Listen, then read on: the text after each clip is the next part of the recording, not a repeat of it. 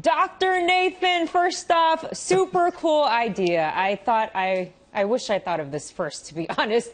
Tell us all how you came up with this project and really what is your main goal here? So I actually came up with this project through, I was working in Costa Rica in 2015 and I encountered a sea turtle that had a straw wedged inside its nose. Yes. I grabbed my Swiss knife, pulled out the straw, ended up being this straw that we have right here. And that video went viral overnight, had this massive impact in promoting change and awareness about single-use plastics. And that started to inspire me about other projects that I could conduct to start having a similar effect and raise awareness about ocean conservation. And one of my next big project ideas was the TurtleCam project, where I started wondering about how could I show the world what it's like to swim through the ocean like a sea turtle. Okay. I love it. I was just watching all these videos and I was like, man, what a cool perspective. Okay, we actually have video. I was going to ask you about that viral video of you pulling out that plastic straw or fork from the turtle's nose. I want to get to that in a little bit to talk more about the plastic pollution. But here, my big question is, how do you get that camera on the turtle? What's the process like? Tell us, what kind of camera do you use? And then how do you prevent it from falling off? And I'm sure it doesn't hurt or harm the turtle's back, right? No, and not at all. So the way we encounter these animals, this project was conducted in the Bahamas, and what we do is we actually drive around on a boat, and there's someone who stands on the bow of the boat, the front of the boat, looking out for any silhouette of something swimming around in the water. Then we drive behind them slowly, and then people jump off the boat and swim forward, unsnorkel, grab the turtle, we'll pull it onto the boat, and then we'll attach the camera. This is an example of the TurtleCam. It's a dive camera, and we actually have a bit of float at the end that we make from old buoys we find on the beach, and there's a little antenna as well. Now we mount the camera onto the shell using these little things that little metal links, but they corrode after a few hours in seawater.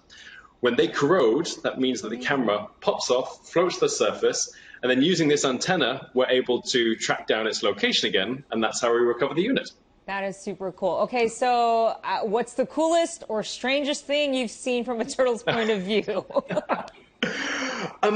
Honestly, so we get wonderful information about the diet of these animals, where they live, important habitats. But the coolest thing is probably that sea turtles are incredibly social. And prior to the study, we often used to think of sea turtles generally as loners. They might come together when it's mating season, but apart from that, they just kind of do their own thing. Yeah. But what we found with the study is a sea turtle can barely swim past another sea turtle when going to check it out and interact in some way. Sometimes these are aggressive interactions. They might be chasing another turtle, saying, stay away from my food or my shelter or something like that. But other times they have these almost like friendly interactions where they might come up to each other, sit next to each other for a bit, or even rub heads gently before kind of swimming off in their own ways. And we still don't really know why they're doing this. Like, what is the purpose behind this kind of friendly behavior between sea turtles beyond being very cute? It's so cute. I love it. Okay, this video, let's pull it up now. The one you're talking about of you going viral, pulling it out of the turtle's nose here. Oh my gosh, when I first saw this, my heart just broke. But I know you're doing this to help the turtle essentially. And you know, there's been such big efforts to combat plastic pollution in our oceans. Since this video, or you know, a couple years ago, have you seen improved efforts, any success in combating plastic pollution? So, I mean, the sad thing is there's been multiple videos like this. Like I mentioned the straw video, and then this is actually the fork video, and these are all sea turtles ingesting different plastic objects.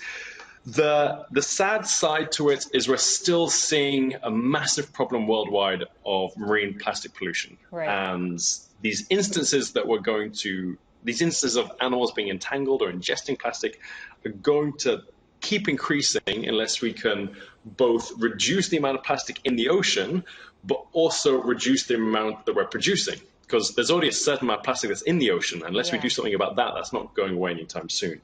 The positive is we are starting to have an impact on what goes out into the ocean, and the kind of proof you can see is through so many massive anti-plastic campaigns. The fact that it's now harder and harder to go to a supermarket and find a plastic bag. It's harder and harder to go to a restaurant and get a plastic straw. And this is because of social change that has happened because of videos like this and the millions of incredible, enthusiastic people who have been campaigning against single-use plastics and against plastic pollution.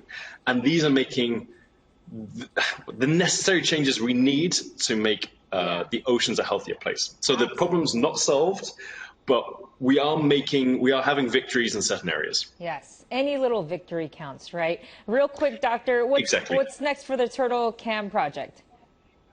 The next step is we actually want to take this to different sites. We want to take this. We did this in the Bahamas because it was a really pristine site. We now want to take it to a polluted site, and we want to see if we can start to learn how sea turtles are interacting with plastic, whether they can eat certain plastics or avoiding other plastics. And we've got a couple of ideas to start move this project to somewhere off Western Africa, maybe Senegal, and we're hoping to do that in the years coming. Oh, wow. I'm so interested to see what will come out of that. Definitely looking forward to talking to you again very soon. Very cool what you're doing. Thank you so much for coming on the show to talk about this very important and cool project. Dr. Nathan Robinson, we appreciate you. It's been an absolute pleasure. Thank you so much for your time and for having me on. It's been wonderful chatting to you. Absolutely.